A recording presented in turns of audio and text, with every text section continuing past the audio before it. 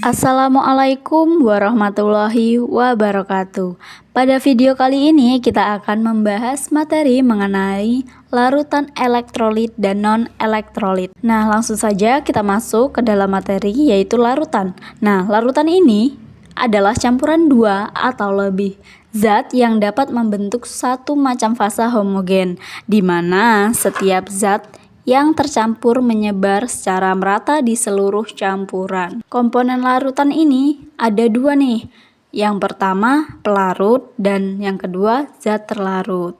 Pelarut ini adalah zat yang digunakan sebagai media untuk melarutkan zat lain yang umumnya berjumlah lebih banyak dibandingkan zat lain dalam larutan. Nah, pelarut ini memiliki struktur zat pelarut tidak berubah. Nah, kemudian ada zat terlarut.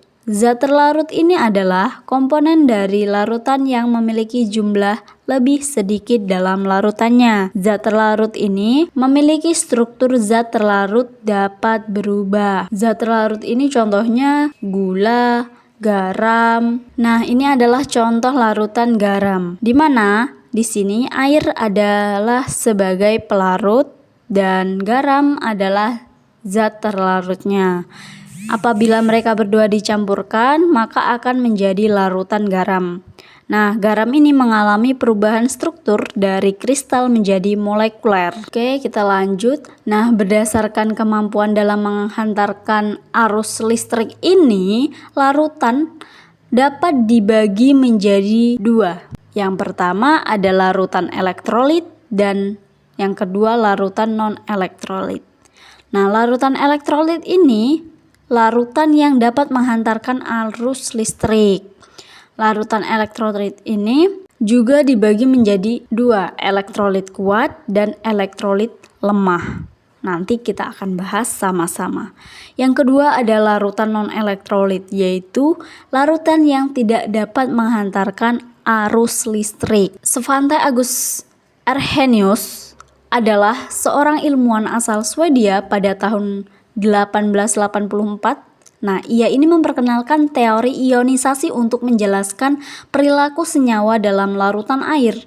Nah, teori ini menjadi dasar dari konsep larutan elektrolit dan non-elektrolit. Ini adalah ionisasi. Dalam larutan, beberapa senyawa terurai menjadi ion-ion positif dan negatif. Nah, contohnya ini pada larutan garam, NaCl menjadi Na++ Cl-. Ini adalah proses ionisasi dari larutan garam tersebut. Kemudian ada elektrolit. Nah, senyawa yang terurai menjadi ion-ion dalam air disebut elektrolit. Nah, ion-ion ini memungkinkan larutan menghantarkan listrik. Jadi, larutan elektrolit ini dapat menghantarkan listrik karena ion-ionnya larut sempurna dalam air. Kemudian ada larutan non-elektrolit.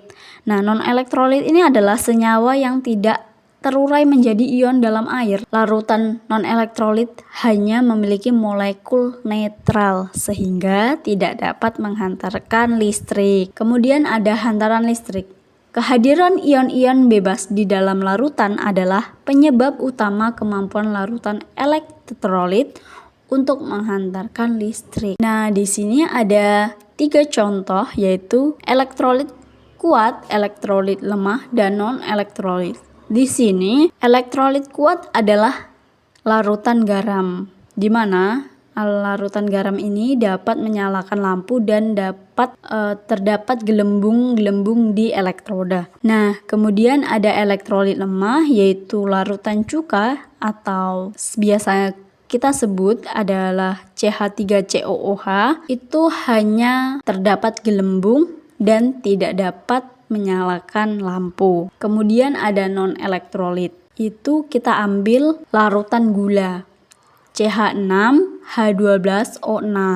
Itu tidak dapat menyalakan lampu ataupun ada gelembung. Nah, kemudian ada contoh soal nih dari penjelasan-penjelasan yang sudah saya jelaskan. Jelaskan perbedaan antara larutan elektrolit kuat dan elektrolit lemah. Oke, kita bahas sama-sama ya. Jadi, elektrolit kuat ini ciri-cirinya nyala lampu dan gelembung. Jadi elektrolit kuat ini ada nyala lampu dan gelembungnya. Kemudian kalau elektrolit lemah ini tidak ada nyala lampu tapi ada gelembung.